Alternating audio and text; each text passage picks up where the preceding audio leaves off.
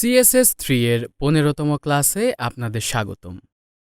আজকের ক্লাসে আমরা যে বিষয় নিয়ে আলোচনা করব তা হলো basic layouts, content, reasons, initial page elements, HTML reason article, HTML aside, HTML nav, HTML div, horizontal ruler এবং সর্বশেষে styling reason to create grid. আমরা ক্লিক করে সাবলাইম টেক্সট সফটওয়্যারটি ওপেন করলাম। আমরা Ctrl+N প্রেস করে সাবলাইম টেক্সট সফটওয়্যারে নতুন একটি ডকুমেন্ট নিলাম। আমরা Ctrl+S প্রেস করে সেভ অ্যাজ অপশনটি সিলেক্ট করলাম। আমরা ফাইলটি সেভ হওয়ার লোকেশন সেট করে দিলাম। আমরা ফাইল নেইমে আর্টিকেল নামটি সেট করলাম এবং সেভ অ্যাজ টাইপ অপশনে অল ফাইলস সিলেক্ট করে দিলাম। আমরা ফাইল নেইমে ফাইলের নামের পাশে .html অ্যাড করে নিলাম। এর ফলে ফাইলটি HTML ফাইলে পরিণত হবে। আমরা HTML লিখে ট্যাব প্রেস করে HTML এর কোডের সম্পূর্ণ স্ট্রাকচার আনলাম। আমরা টাইটেল ট্যাগের মধ্যে বেসিক লেআউট লিখলাম। আমরা বডি ট্যাগের মধ্যে একটি h1 ট্যাগ নিলাম। আমরা h1 ট্যাগের মধ্যে কিছু টেক্সট লিখলাম।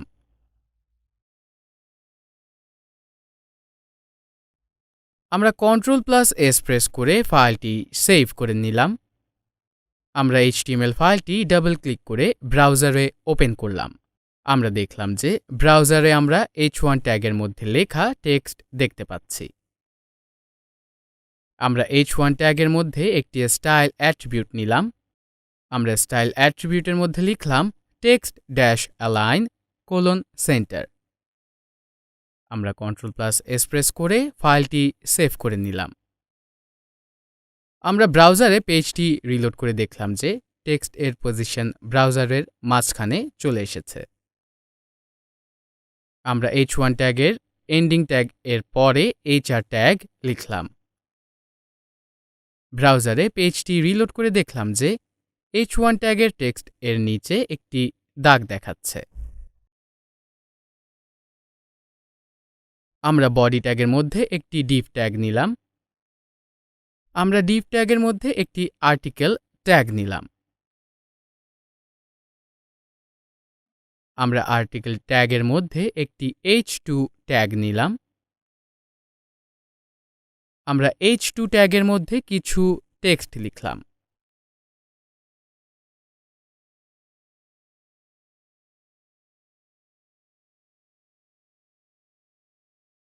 আবার আমরা আর্টিকেল ট্যাগের মধ্যে একটি p ট্যাগ নিলাম।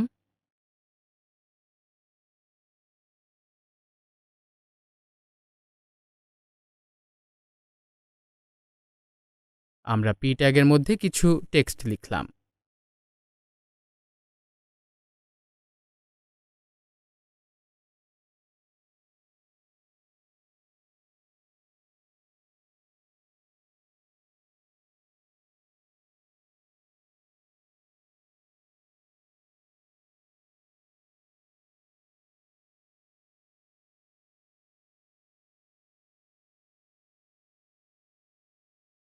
আমরা Ctrl+S প্রেস করে ফাইলটি সেভ করে নিলাম। আমরা ব্রাউজারে পেজটি রিলোড করে দেখলাম যে টেক্সটগুলো চলে এসেছে। আমরা p ট্যাগের মধ্যে লেখা টেক্সট কপি করে p ট্যাগের মধ্যে কয়েকবার পেস্ট করলাম। আমরা Ctrl+S প্রেস করে ফাইলটি সেভ করে নিলাম। আমরা ব্রাউজারে পেজটি রিলোড করে দেখলাম যে টেক্সটগুলো চলে এসেছে। আবার আমরা নতুন একটি আর্টিকেল ট্যাগ নিলাম। আমরা আর্টিকেল ট্যাগের মধ্যে একটি h2 ট্যাগ নিলাম। আমরা h2 ট্যাগের মধ্যে কিছু টেক্সট লিখলাম। আবার আমরা আর্টিকেল ট্যাগের মধ্যে একটি p ট্যাগ নিলাম। আমরা p ট্যাগের মধ্যে কিছু টেক্সট লিখলাম।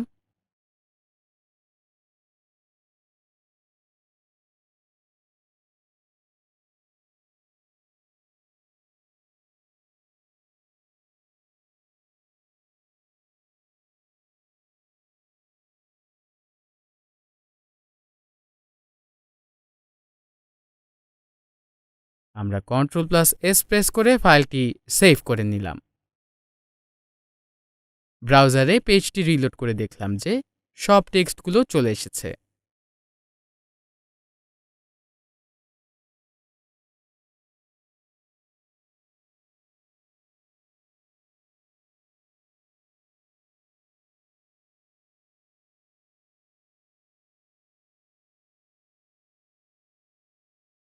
আমরা ব্রাউজারে ম্যাগাজিন লিখে সার্চ দিলাম।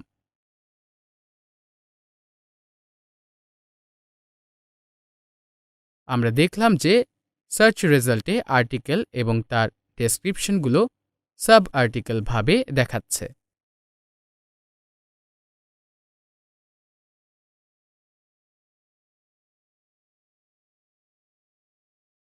আমরা শেষ নেওয়া পি ট্যাগটিকে অ্যাসাইড ট্যাগের মধ্যে রাখলাম। আবার আমরা অ্যাসাইড ট্যাগের মধ্যে একটি h2 ট্যাগ নিলাম। আমরা h2 ট্যাগের মধ্যে কিছু টেক্সট লিখলাম। Ctrl+S প্রেস করে ফাইলটি সেভ করে নিলাম। আমরা ব্রাউজারে পেজটি রিলোড করে দেখলাম যে নতুন ট্যাগের মধ্যে লেখা সব টেক্সটগুলো চলে এসেছে। আমরা নতুন একটি পি ট্যাগ নিলাম। আমরা আগে লেখা পি ট্যাগের কন্টেন্ট কপি করে নতুন পি ট্যাগের মধ্যে পেস্ট করলাম। আমরা Ctrl+S প্রেস করে ফাইলটি সেভ করে নিলাম। আমরা ব্রাউজারে পেজটি রিলোড করে দেখলাম যে ট্যাগের মধ্যে লেখা সব টেক্সটগুলো চলে এসেছে।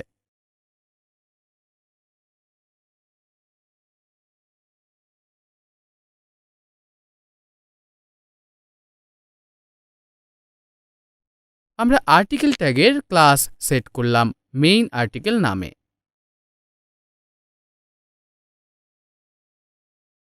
আবার আমরা অ্যাসাইড ট্যাগের ক্লাস সেট করলাম অ্যাসাইড আর্টিকেল নামে। আমরা হেড ট্যাগের মধ্যে একটি স্টাইল ট্যাগ নিলাম।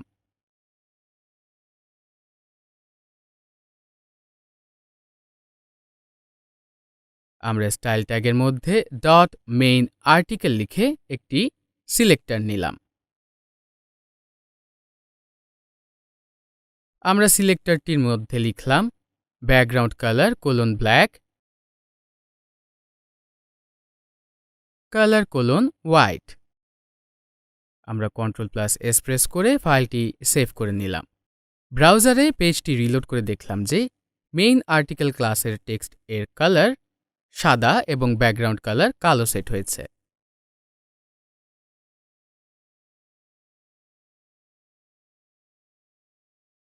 আবার আমরা স্টাইল ট্যাগের মধ্যে ডট অ্যাসাইড আর্টিকেল লিখে একটি সিলেক্টর নিলাম।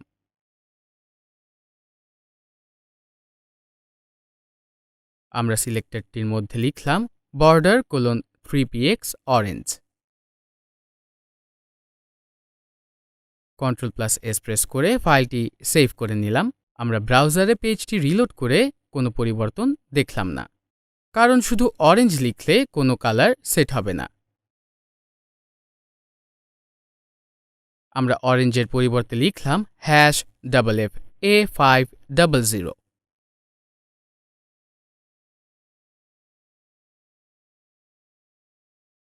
আমরা মেইন আর্টিকেল সিলেক্টরে ব্যাকগ্রাউন্ড কালার গ্রে সেট করলাম এবং অ্যাসাইড আর্টিকেল সিলেক্টরে বর্ডারের কালার সলিড হোয়াইট লিখলাম। আমরা ফাইলটি সেভ করে নিলাম। আমরা ব্রাউজারে পেজটি রিলোড করে দেখলাম যে টেক্সটের ব্যাকগ্রাউন্ড কালার হিসেবে গ্রে কালার সেট হয়েছে এবং ফন্টের কালার হিসেবে সাদা কালার সেট হয়েছে।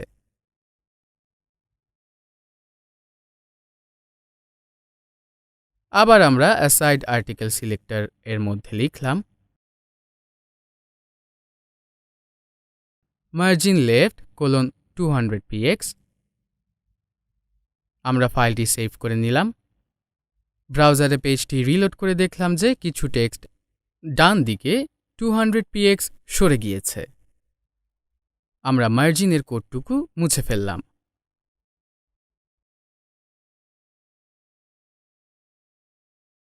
আবার আমরা অ্যাসাইড আর্টিকেল সিলেক্টর এর মধ্যে লিখলাম উইথ 300 px।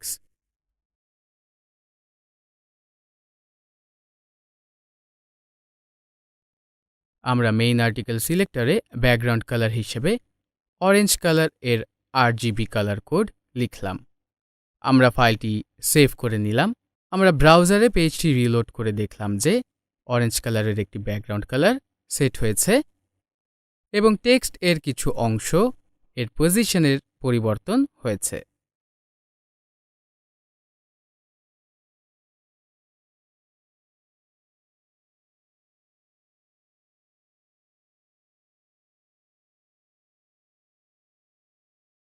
আবার আমরা অ্যাসাইড আর্টিকেল সিলেক্টর এর মধ্যে লিখলাম ব্যাকগ্রাউন্ড কালার গ্রে।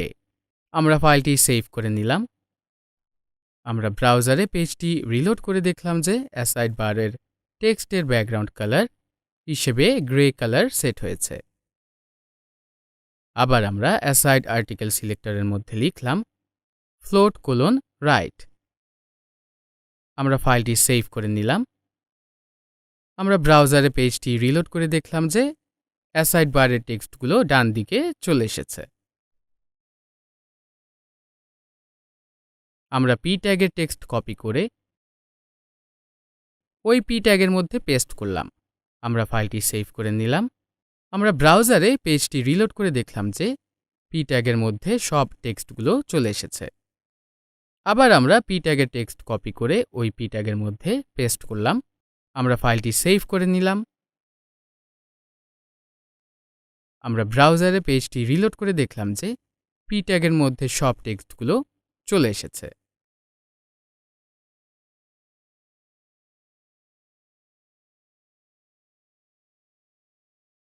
আমরা অ্যাসাইড আর্টিকেল সিলেক্টরের মধ্যে লিখলাম margin-right: 100 px। আবার আমরা মেইন আর্টিকেল সিলেক্টরের মধ্যে কালার হিসেবে সলিড ব্ল্যাক সেট করলাম। আমরা ফাইলটি সেভ করে নিলাম। আমরা ব্রাউজারে পেজটি রিলোড করে ওয়েব পেজটি প্রিভিউ করলাম।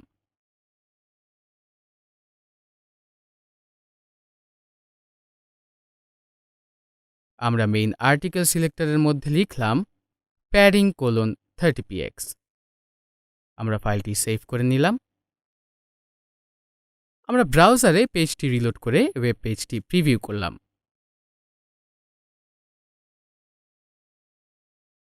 আমরা বডি ট্যাগের মধ্যে একটি nav ট্যাগ নিলাম। আমরা nav ট্যাগের মধ্যে একটি অ্যাঙ্কার ট্যাগ নিলাম। আমরা অ্যাঙ্কার ট্যাগের মধ্যে লিখলাম href ডাবল কোটের ভেতর #home >home। একইভাবে আমরা আরও দুটি অ্যাঙ্কার ট্যাগ নিলাম এবং অ্যাঙ্কার ট্যাগের মধ্যে লিখলাম href ডাবল কোটের ভেতর #gallery >gallery।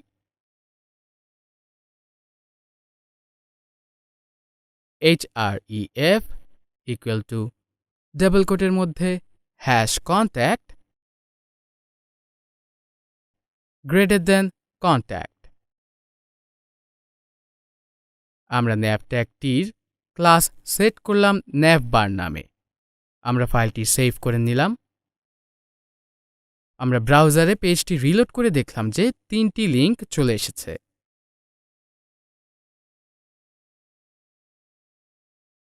আমরা স্টাইল ট্যাগের মধ্যে .navbar লিখে একটি সিলেক্টর নিলাম।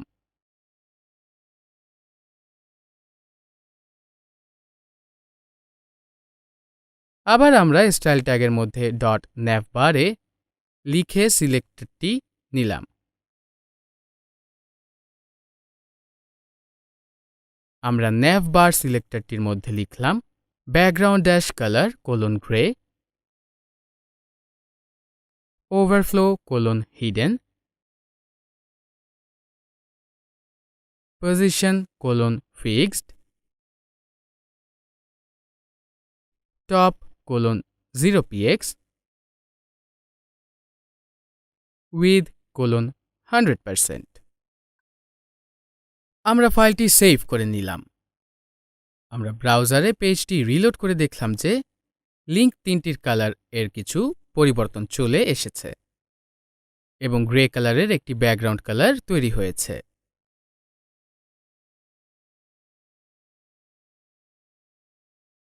আমরা nav বারে সিলেক্টরটির মধ্যে লিখলাম float: right, display: block,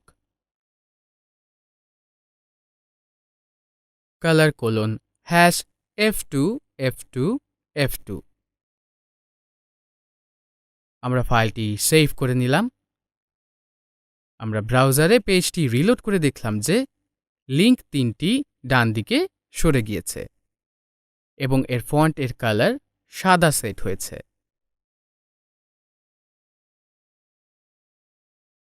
আমরা একটি অ্যাঙ্কার ট্যাগের টেক্সটকে বড় হাতের লেটারে লিখলাম। আমরা nav বারে সিলেক্টরটির মধ্যে ফ্লোট সেট করলাম লেফটে।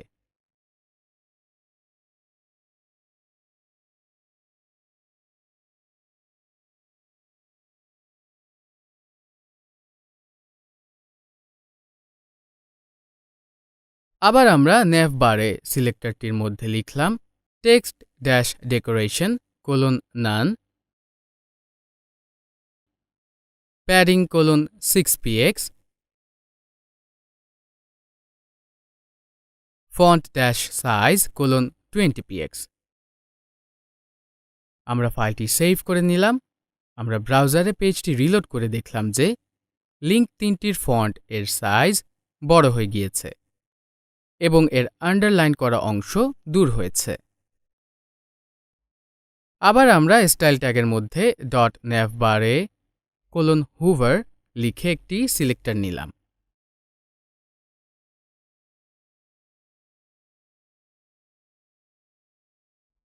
আমরা navbar :hoover সিলেক্টরটির মধ্যে লিখলাম ব্যাকগ্রাউন্ড ড্যাশ কালার black। ব্রাউজারে পেজটি রিলোড করে দেখলাম যে লিংকের উপরে মাউসের কার্সর নিয়ে গেলে কালো রঙের একটি ব্যাকগ্রাউন্ড কালার তৈরি হচ্ছে। আবার আমরা navbar :hoover সিলেক্টরটির মধ্যে লিখলাম কালার pink। ব্রাউজারে পেজটি রিলোড করে দেখলাম যে লিংকের উপরে মাউসের কার্সর নিয়ে গেলে ফন্টের কালার গোলাপি হয়ে যাচ্ছে। আমরা একটি div ট্যাগের মধ্যে একটি স্টাইল অ্যাট্রিবিউট নিলাম। আমরা স্টাইল অ্যাট্রিবিউট এর মধ্যে লিখলাম প্যাডিং ড্যাশ টপ 50px। আমরা ফাইলটি সেভ করে নিলাম। আমরা ব্রাউজারে পেজটি রিলোড করে দেখলাম যে ওই div ট্যাগের টেক্সট এর উপরে 50px জায়গা খালি হয়েছে। আমরা একটি h1 ট্যাগের স্টাইল অ্যাট্রিবিউট এর মধ্যে লিখলাম প্যাডিং ড্যাশ টপ 50px। ফাইলটি সেভ করে নিলাম। আমরা ব্রাউজারে পেজটি রিলোড করে দেখলাম যে ওই h1 ট্যাগের টেক্সট এর উপরে 50px জায়গা খালি হয়েছে। এখন আমরা আলোচনা করব styling reason to create grid নিয়ে। আমরা Ctrl+N প্রেস করে সাবলাইম টেক্সট সফটওয়্যারে নতুন একটি ডকুমেন্ট নিলাম। আমরা Ctrl+S প্রেস করে সেভ অ্যাজ অপশনটি সিলেক্ট করলাম। ফাইলটি সেভ হওয়ার লোকেশন সেট করে দিলাম। ফাইল নেমে গ্রিড ভিউ নামটি সেট করলাম এবং সেভ অ্যাজ টাইপ অপশনে অল ফাইলস সিলেক্ট করে দিলাম। আমরা ফাইল নেমে ফাইলের নামের পাশে .html অ্যাড করে নিলাম। এর ফলে ফাইলটি HTML ফাইলে পরিণত হবে। আমরা HTML লিখে ট্যাব প্রেস করে HTML এর কোডের সম্পূর্ণ স্ট্রাকচার আনলাম। আমরা টাইটেল ট্যাগের মধ্যে গ্রিড ভিউ লিখলাম।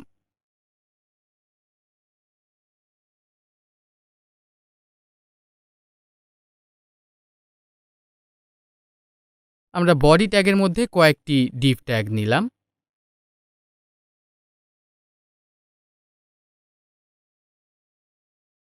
আমরা আগের ফাইল থেকে কিছু কোড কপি করে div ট্যাগের মধ্যে পেস্ট করলাম।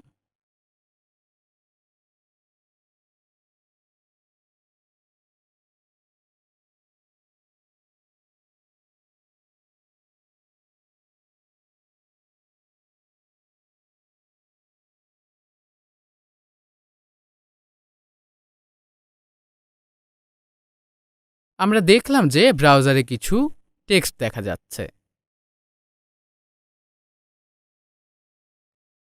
আমরা হেড ট্যাগের মধ্যে একটি স্টাইল ট্যাগ নিলাম।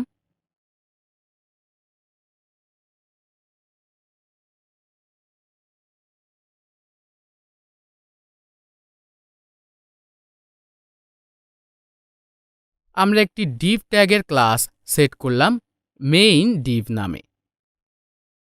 আমরা স্টাইল ট্যাগের মধ্যে ডট মেইন div লিখে একটি সিলেক্টর নিলাম।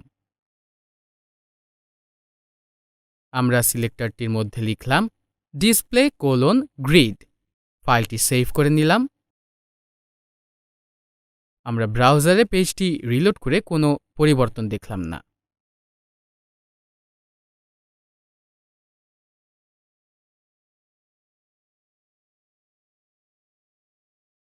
আবার আমরা স্টাইল ট্যাগের মধ্যে ডট মেইন div লিখে একটি সিলেক্টর নিলাম। আমরা সিলেক্টরটির মধ্যে লিখলাম ব্যাকগ্রাউন্ড ড্যাশ কালার ###,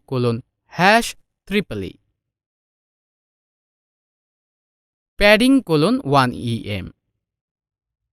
আমরা ফাইলটি সেভ করে নিলাম। ব্রাউজারে পেজটি রিলোড করে দেখলাম যে টেক্সটের একটি ব্যাকগ্রাউন্ড কালার সেট হয়েছে।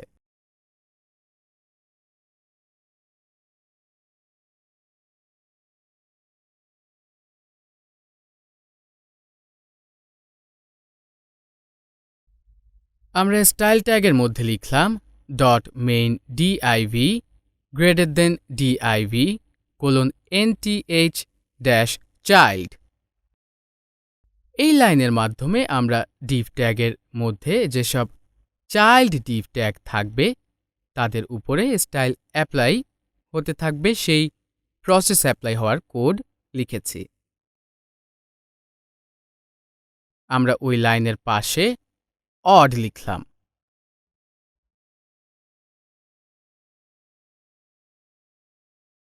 আবার আমরা স্টাইল ট্যাগের মধ্যে লিখলাম dot main div greater than div। আমরা কিছু কোড কাট করে একটি সিলেক্টরের মধ্যে পেস্ট করলাম এবং একটি সিলেক্টর মুছে ফেললাম। আমরা dot main div greater than div nth-child open and end first ব্র্যাকেটের মধ্যে অড সিলেক্টর এর মধ্যে লিখলাম ব্যাকগ্রাউন্ড ড্যাশ কালার ###. আমরা ফাইলটি সেভ করে নিলাম। আমরা ব্রাউজারে পেজটি রিলোড করে দেখলাম যে টেক্সটের দুইটি অংশে দুই রকম ব্যাকগ্রাউন্ড কালার সেট হয়েছে।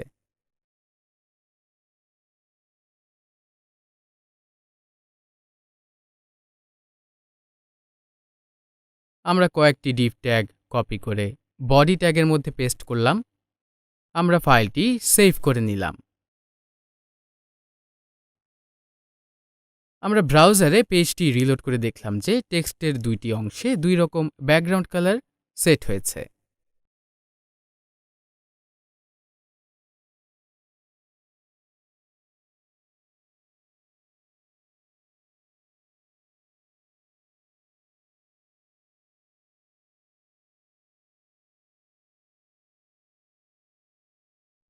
আমরা মেইন div সিলেক্টরের মধ্যে লিখলাম grid-template-columns 70% 30%। আমরা ফাইলটি সেভ করে নিলাম। আমরা ব্রাউজারে পেজটি রিলোড করে দেখলাম যে টেক্সটগুলো দুইটি কালারে দেখাচ্ছে। আমরা দুইটি div ট্যাগের কোড কপি করে পেস্ট করলাম। আবার আমরা ফাইলটি সেভ করে নিলাম। এবার ব্রাউজারে পেজটি রিলোড করে দেখলাম যে টেক্সটগুলো দুইটি কলামে দেখাচ্ছে।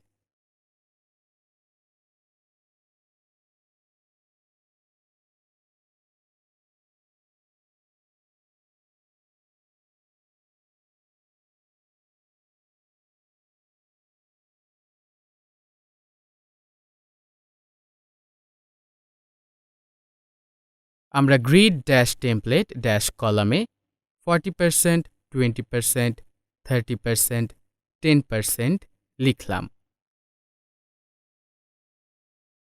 ব্রাউজারে পেজটি রিলোড করে দেখলাম যে টেক্সটগুলো 4টি কলামে দেখাচ্ছে।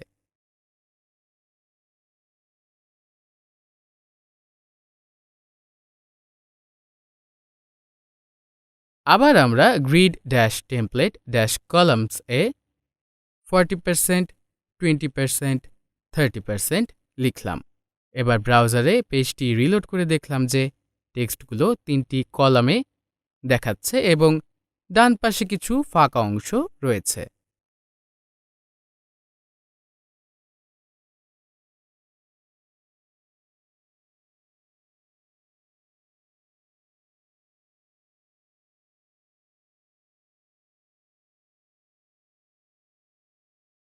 আমরা গ্রিড ড্যাশ টেমপ্লেট ড্যাশ কলামসে 70%, 30% লিখলাম।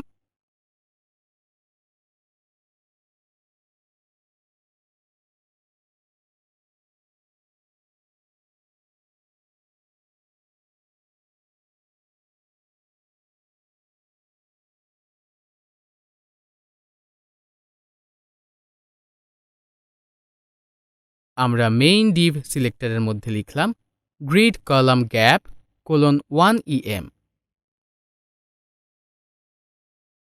ব্রাউজারে পেজটি রিলোড করে দেখলাম যে টেক্সটগুলো 2টি কলামে দেখাচ্ছে এবং কলামের মাঝে 1 em ফাঁকা জায়গা রয়েছে।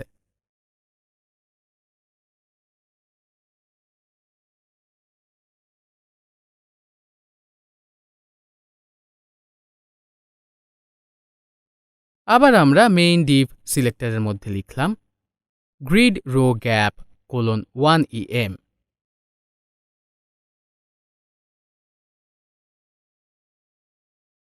আমরা ব্রাউজারে পেজটি রিলোড করে দেখলাম যে টেক্সটগুলো 2টি রোয়ে দেখাচ্ছে এবং রোয়ের মাঝে 1 em ফাঁকা জায়গা রয়েছে।